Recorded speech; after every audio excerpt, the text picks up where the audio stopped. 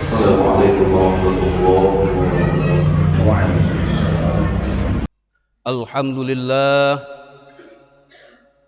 الحمد لله نحمده ونستعينه ونستغفره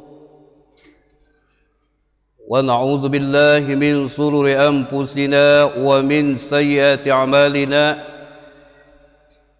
من يهد الله فلا مضل له أشهد أن لا إله إلا الله وحده لا شريك له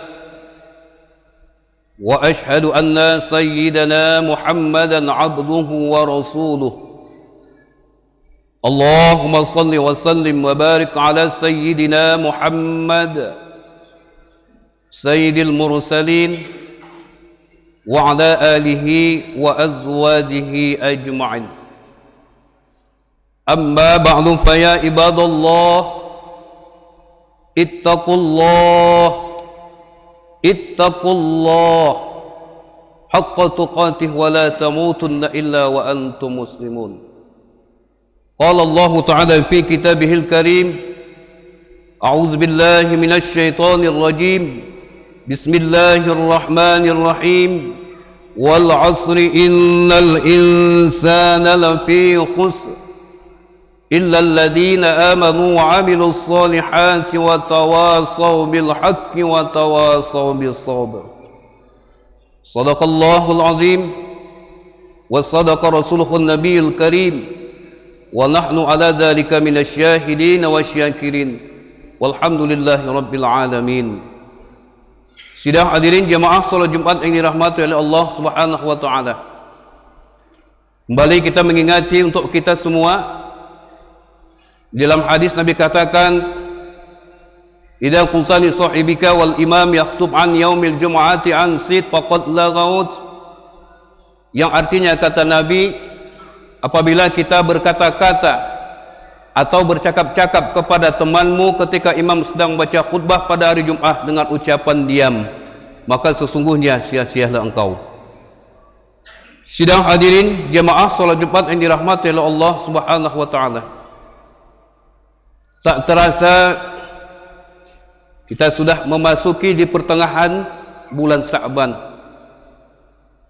Tinggal menghitung hari, yaitu insya Allah, kalau Allah izinkan, kalau Allah panjangkan umur kita, kita akan bertemu di bulan di mana bulan ini yang ditunggu-tunggu oleh seluruh umat Islam di muka bumi ini. Mudah-mudahan saja kita dipertemukan dengan bulan yang mana, yang bulan yang dirindukan seluruh umat Islam. Amin Allahumma amin. Sidang hadirin jemaah salat Jumat yang dirahmati oleh Allah Subhanahu wa taala.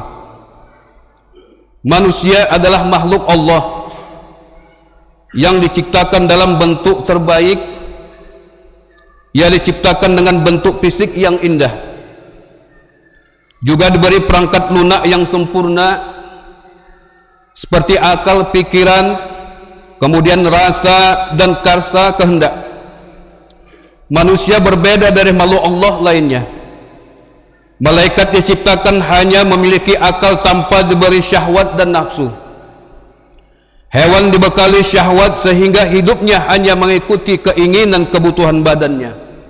Makan, minum, berhubungan badan dan segala keinginan yang bersifat jasmaniah. Sementara syaitan diciptakan hanya dengan bekal nafsu sehingga sepanjang hidupnya selalu ingkar akan nikmat Allah Subhanahu wa taala. Sebagaimana disebut dalam surah At-Tin ayat 4, diciptakan dalam bentuk yang sempurna. Bismillahirrahmanirrahim. Laqad khalaqnal insana fi ahsani taqwim. Sesungguhnya kami telah menciptakan manusia dalam bentuk yang sebaik-baiknya. Manusia diciptakan dengan sesuatu yang dikaruniakan kepada malaikat, hewan dan syaitan, yakni berupa akal, pikiran, syahwat dan hawa nafsu.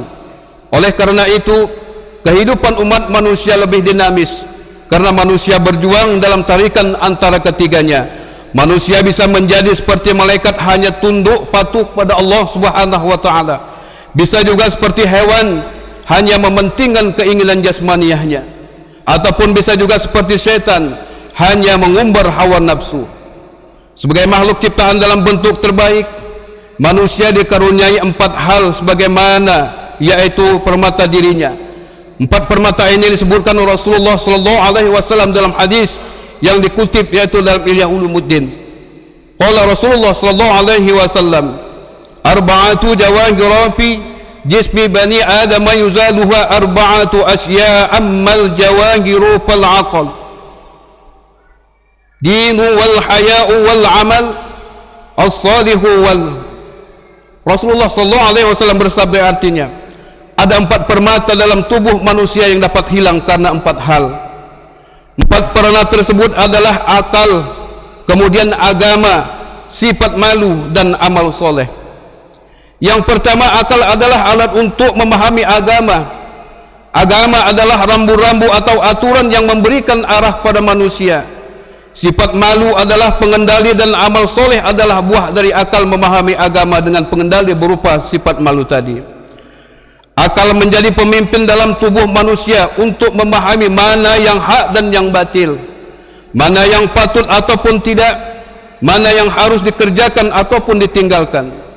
Ibnu Hajar Asqalani dalam kitabnya Nasyul Ibad, akal sebagai jawahirur ruhani khalaqahu Allah Ta'ala muta'allaqa asyani yu'rafu bihil haqqu wal batil bibadinil ism.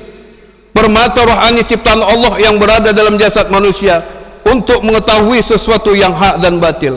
Sidang hadirin jemaah salat Jumat yang dirahmati Allah Subhanahu wa taala. Kemudian yang kedua, permata yang kedua yaitu yang dikaruniakan Allah kepada manusia adalah agama. Agama adalah aturan atau norma yang mengarahkan akal manusia untuk menerima hal-hal yang baik, layak dan pantas. Agama menjadi pedoman bagaimana manusia menjalani kehidupannya, bagaimana mengendalikan syahwat dan nafsu. Akal sehat akan mengarahkan kita dapat menerima agama yang hanif ataupun yang lurus, yang mampu memberikan ketenangan lahir batin dan dapat melahirkan sifat pengendali malu serta membuahkan amal soleh. Kemudian yang ketiga yaitu malu. Malu merupakan sifat yang dikembangkan oleh agama untuk mengendalikan perilaku manusia, yang dapat membedakan kita dengan hewan ataupun setan. Oleh karena itu, Ibnu Hajar Asqalani membagi malu menjadi 2, yakni hayaun nafsiyun dan hayaun imaniyun. Hayaun nafsiyun adalah rasa malu yang diberikan Allah Subhanahu wa taala pada setiap manusia, seperti rasa malu memperlihatkan aurat dan sejenisnya, seperti rasa malu tidak melaksanakan perintah Allah dan tidak melaksanakan solat, seperti malu ketika nanti masuk bulan suci Ramadan tidak melaksanakan ibadah puasa. Sementara hayaun imaniyun adalah ketika seorang mukmin mampu mencegah dirinya untuk membuat maksiat karena takut kepada Allah Subhanahu wa taala. Sifat ini hanya diberikan kepada orang mukmin yang mampu menggunakan akalnya untuk memahami perintah dan larangan Allah Subhanahu wa taala. Karena itu wajar jika Rasulullah SAW pernah memberikan nasihat kepada sahabat dengan mengatakan, al-haya minal iman, malu itu sebagian dari iman. Malu untuk berbuat maksiat, malu meninggalkan perintah Allah Subhanahu wa taala, malu tidak berbuat baik dan lain sebagainya. Sidang hadirin jemaah salat Jumat yang dirahmati Allah Subhanahu wa taala. Kemudian yaitu yang keempat, permata yang terakhir yang dimiliki manusia adalah amal soleh, yakni perbuatan yang patut dan baik menurut kaidah agama. Amal soleh adalah buah dari kemampuan kita memahami agama, menjalankan perintah Allah Subhanahu wa taala serta kemampuan kita mengendalikan sikap dalam kehidupan. Banyak orang yang mampu memahami agama atau mengerti ilmu agama tetapi tidak mampu mengendalikan syahwat dan nafsunya, sehingga ia tidak memiliki rasa malu, maka ia hanya bisa melakukan sesuatu yang hanya berorientasi pada kebutuhannya yang kadang merugikan orang lain. Contoh sederhana yang dapat kita amati dalam kehidupan sehari-hari, betapa banyak orang yang pandai agama tetapi tidak mampu mengendalikan diri, sehingga ia bukan mengamalkan ilmu agama namun hanya memperalat agama untuk kepentingan dirinya atau kelompoknya. Amal soleh tetapi justru maksiat yang ada dapat. Sidang hadirin jamaah salat Jumat yang dirahmati Allah Subhanahu wa taala.